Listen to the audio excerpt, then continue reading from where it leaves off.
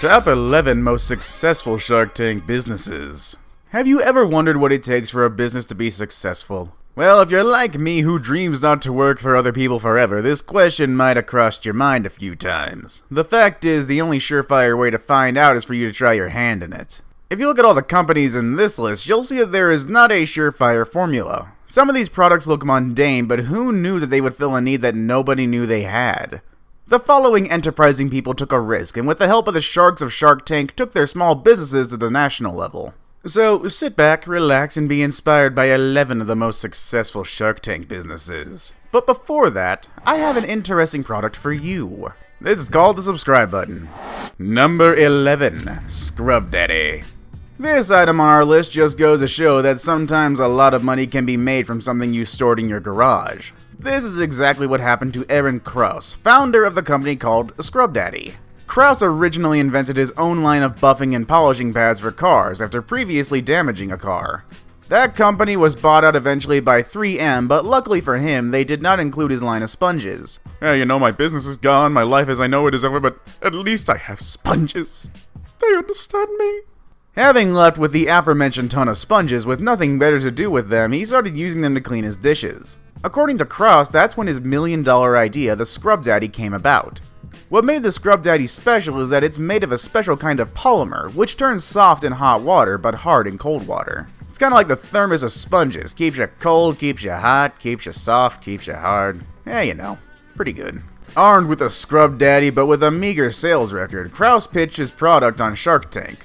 Lori Greiner saw potential in the Happy Face sponge and made a deal with Krause, $200,000 for a 20% equity. The very next day, they sold out the Scrub Daddy in QVC, selling about 42,000 units in under 7 minutes. Together they have expanded the product line, and their products are now not only available in QVC, but also in giant retail stores like Bed Bath & Beyond. Number 10. Tipsy Elves. Now, who knew that making and selling ugly Christmas sweaters would become a successful business? It only goes to show that you'll never know if an idea is a good one if you don't try it. When Evan Mendelsohn and Nick Morton appeared on Shark Tank to pitch their ugly Christmas sweater company in Shark Tank back in Season 4, Robert Herjavec quickly saw great potential in the product line, offering $100,000 for 10% equity, which the duo eventually accepted. Wait a minute, eventually? Did they kind of resist on it? I think I'd take $10, honestly. With Herjavec's help, they turned Tipsy Elves into a year-round novelty apparel company, capitalizing on different holidays and even the college football season. Before appearing on Shark Tank, Tipsy Elves' annual income was at $900,000. Recently, the figure was at $8 million, which is projected to reach $12 million in a year. According to Herjavec himself, this was his most profitable Shark Tank investment. Number 9. Bubba Boneless Ribs. 1978 NFL Defensive Rookie of the Year Al Bubba Baker came into Season 5 of Shark Tank with a patent for deboning ribs, an excellent product and a dream. That dream? To be successful in the rib business as the only one to provide customers nationwide with boneless ribs. I don't know about you, but to people like me who love munching down on ribs any chance we get, I think this is an awesome idea. Jamin John thought so too. Purchasing 30% of Bubba Q's boneless ribs for $300,000, they set out to change the way people eat ribs forever. Now, they have secured a deal with a large food processing plant. Bubba Q's is well on its way to become a national recognized brand. More recently, Baker made a deal with Carl's Jr. and Hardee's to supply the ribs for their baby back rib burger, a deal which could potentially rake in millions for Baker and John. Number 8.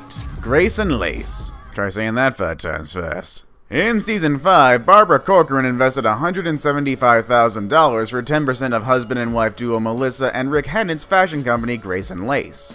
According to Barbara Corcoran, it's her most profitable Shark Tank investment.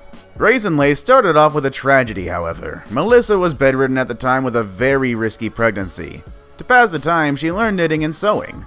Her first creation was a knitted boot sock. This was a sock that extends up a boot, adding an element of design between the boot and the pant leg.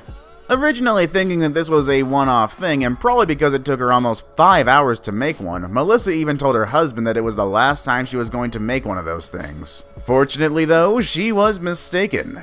After going out one day while wearing the boot socks, she was inundated with questions by women who saw it, wanting to know where she can buy one. She then put up the socks online for sale, then was surprised that she had received over 400 orders just days later. After their appearance in the tank, the Hinnants are now projecting their yearly sales at $6.5 million. Number 7. Wicked Good Cupcakes.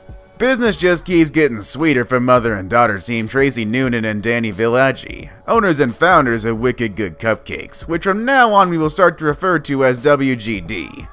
Selling cupcakes with a twist, the twist being the cupcakes in a jar, the duo was able to acquire an investment from Kevin O'Leary in Season 4. Opting for royalties instead of equity, O'Leary invested $75,000 into the business, wanting $1 for every cupcake sold until he got his money back, then 50 cents per cupcake sold in perpetuity. This deal turned out really good for all parties involved. Since appearing in the tank, WGC's monthly sales of $7,000 per month has now ballooned to about $400,000 per month. That's about $4.8 million annually. Number 6. Red Dress Boutique. This item on the list is pretty straightforward. It's a women's clothing store that also sells online. The pitch must have really impressed the Sharks though, as two of the Sharks, Cuban and Herjavec, pitched in to invest $1.2 million for only a 20% equity in the company. Owned by husband and wife team Josh and Diana Arbor, the Red Dress Boutique was just like any online fashion retailer out there. But after their Season 6 appearance on the tank, they brought in over $1 million in sales. They became so well known that they couldn't keep up with the demand. Cuban was able to help the couple solve this by solving their infrastructure issues, and as of last year, the company has raked in $14 million in revenue. The company now is making a respectable $500,000 in profit each year. Number 5. Bombas. The company who wanted to sell 3 socks in a pack rather than a pair? Oh, it just sounds absolutely great, but you know what? It was pretty ridiculous. Well, the reason why I brought it up is because, unlike Throx, which bombed, this sock company turned out to be a smashing success. Founded by Randy Goldberg and David Heath back in 2013, Bombas' business model is one with a heart. It'll donate 1 pair of socks to the homeless for every sock sold. Initially funded through an Indiegogo campaign, which helped the duo raise $145,000, they were able to raise about $1 million more in seed funding from friends and family. They appeared on Shark Tank in the 6th season, where they were able to get a $200,000 investment for a 17.5% equity. After only 4 days since appearing on the show, they were able to sell $400,000 worth of socks. They also ended 2014 with $3 million worth in sales. The company has posted $47.2 million in 2017 alone, and true to their word, donated as much to charity. Number 4. Simple Sugars. Lani Lazari was just 18 when she entered the tank in Season 4 to pitch her skincare company Simple Sugars. She ended up making a deal with Cuban for $100,000 in return for 33% equity. Within just 24 hours of her appearance in the tank, Lazari's sales jumped to $220,000 from $50,000, and she hit $1 million 6 weeks later. Today, Simple Sugars products are in more than 700 retail locations and are being shipped internationally. In 2016, the company brought in more than $3 million in revenue, and Cuban said it's one of his most profitable investments from the show. Number 3. Groovebook. Brian and Julie Waitman came into the tank in Season 3 to present Groovebook, a digital photo subscription service. For $2.99 a month, users will get a bound book of high-resolution photos that they took with their smartphones. The founders made a deal with Mark Cuban and Kevin O'Leary for $150,000 in exchange for 80% of licensing profits. With O'Leary taking the lead advisory role, by the way. Groovebook gained 50,000 subscribers shortly after appearing in the tank. Not only that, the publicly traded company Shutterfly bought Groovebook in 2016 for a cool $14.5 million. Number 2. Bottle Breacher. Bottle Breacher is a company that turns dummy .50 caliber rounds into stylized bottle openers. What is special is that the entire staff of Bottle Breachers are military veterans. Clearly showing their patriotic side, Cuban and O'Leary invested $150,000 in exchange for a 20% stake in the company. O'Leary has taken the lead brand ambassador role and said it's one of his most profitable investments. It's continued to grow to meet increasing demand and has made more than $2.5 million in sales this year alone. Number 1. Ready Rest. Now here's a success that needs no explanation whatsoever. Think about it, how many of you out there always misplace your eyeglasses? I personally know quite a few people like this, and I do myself. So Rick Hopper developed a product that addresses this common but not readily addressed problem.